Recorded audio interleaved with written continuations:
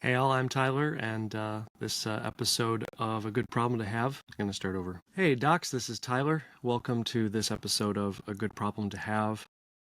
Today we're going to be talking about a very common transition amongst doctors, and that is from residency to fellowship. It's all too common for those of you in internal medicine to be pursuing this path, although it's not exclusive to you all, but it's the one that usually comes to mind for me. And just this past week, I saw so many people posting about their match information, and finding out they're going into cardiology or electrophysiology or hemonc or a variety of other things. And it's really great news. It comes with its own set of new decisions that have to be made. If we're talking about internal medicine, you've already done 3 years of residency. Obviously 4 years of medical school before that, other school before that.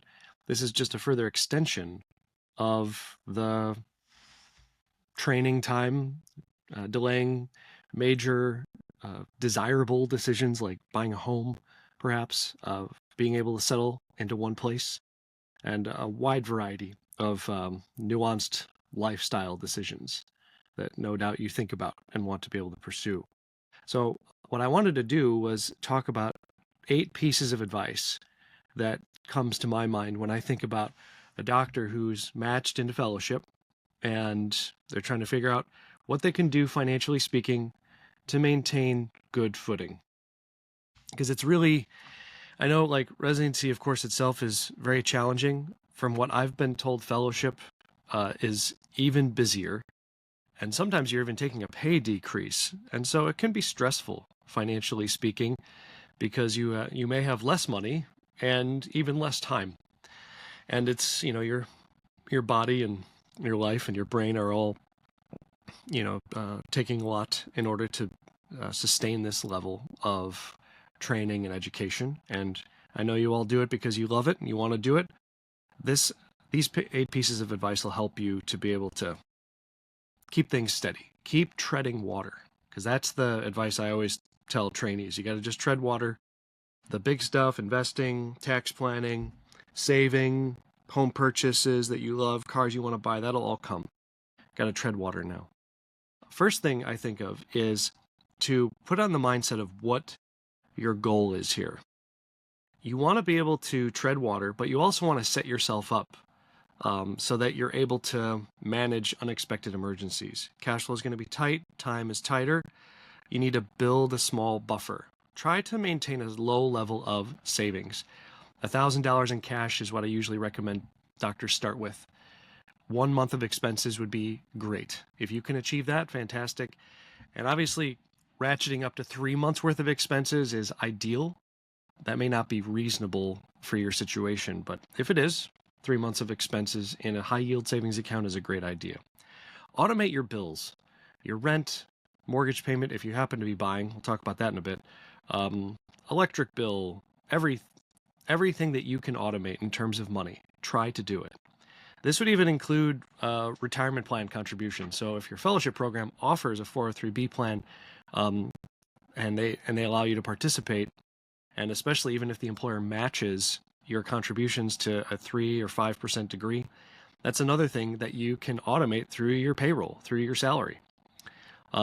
So you want to do that so that you have a system that is providing baseline what you need for day-to-day cash needs and possible emergencies. And you want it to be so simple that you don't have to do anything about it on an ongoing basis. Second piece of advice, if you don't have disability insurance, you need to get it now.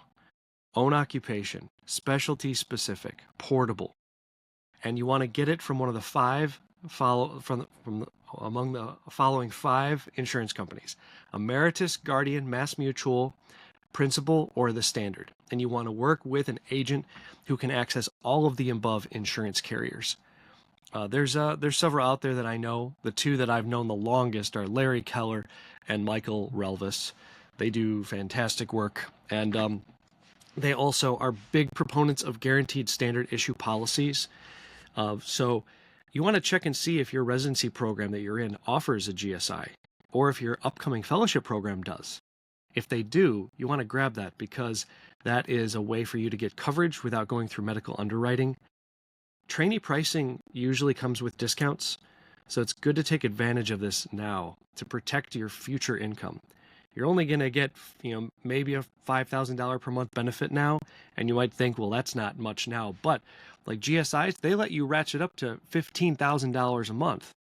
And even if your income, of course, will be higher than even that after training, it's something that it's a start.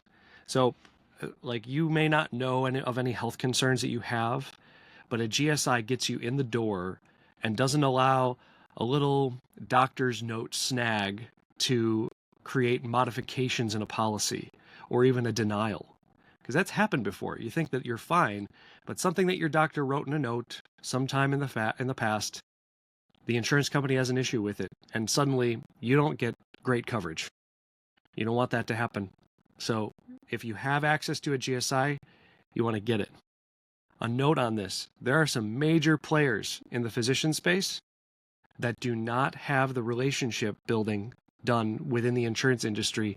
And so if they're going to do it right and you meet with them and they don't have a GSI access point where you are training, the right thing for them is to direct you to the agent that does. Hopefully they do that. You need to make sure that you're not getting sold a medically underwritten policy when you have access to a GSI, simply because the agent can't sell a GSI to you. So that's an issue that you need to look out for. The third point of advice is managing your student loans. You're getting further and further into your training, and hopefully, unless you're at like HCA or something like that, you've been at a nonprofit residency program, and fellowship will also be a nonprofit organization. These are just stacking up PSLF qualifying payments. So unless you know, I'm going to be a cardiologist, and after 6 years, I'm going to go into private practice and I'm going to do my own thing. Obviously, if that's you, then PSLF isn't going to be on the table. But if you are thinking that you may go on into nonprofit work for even just a couple of years after training, PSLF is that much closer to being achievable for you. And so you want to just clarify what your plan is. Are you likely doing forgiveness? Are you not sure? Are you definitely not going for PSLF for that reason I mentioned, like your interest in private practice right away? Maybe you don't have that much debt, and so PSLF doesn't make sense. Your decision is going to be nuanced according to your specific needs.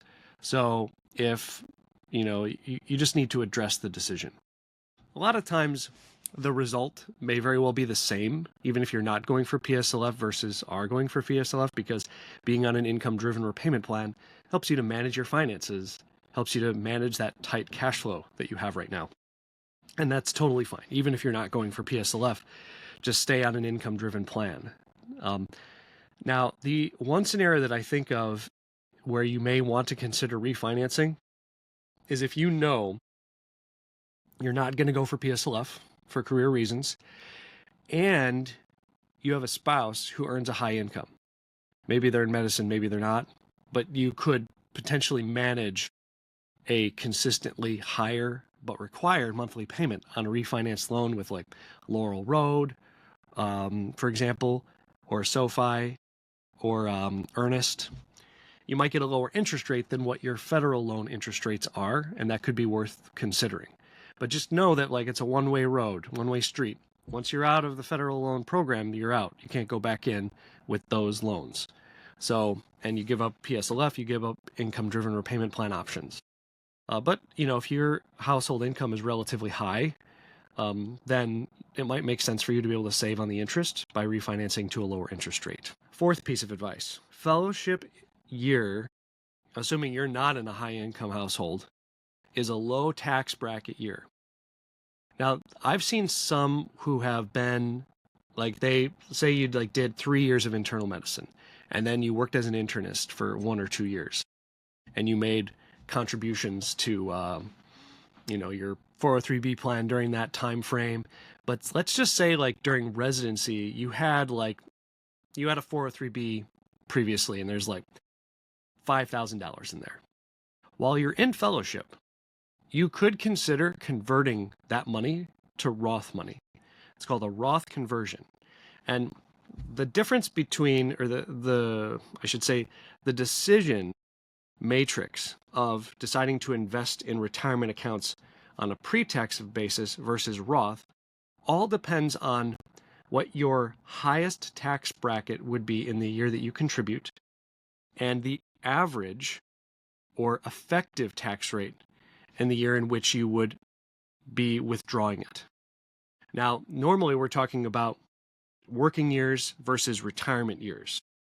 But this is a little bit of a unique situation, because if you had $5,000 in a pre-tax account, while you're in attending, you're not going to do a Roth conversion because you're going to be at a very high tax bracket. Even like the average tax rate could be like 28, 29%. And it would be best to not convert money in that year if you're earning higher income, because then you pay taxes on that $5,000 as if you had earned that income. But like, let's say that in residency, you actually made more money and you contributed that $5,000, you got the tax deduction, you're a hospitalist for a couple of years, so you're not going to convert at that point. But then you decide, you know what, I'm going to apply for fellowship in cardiology, and now your income is like $60,000.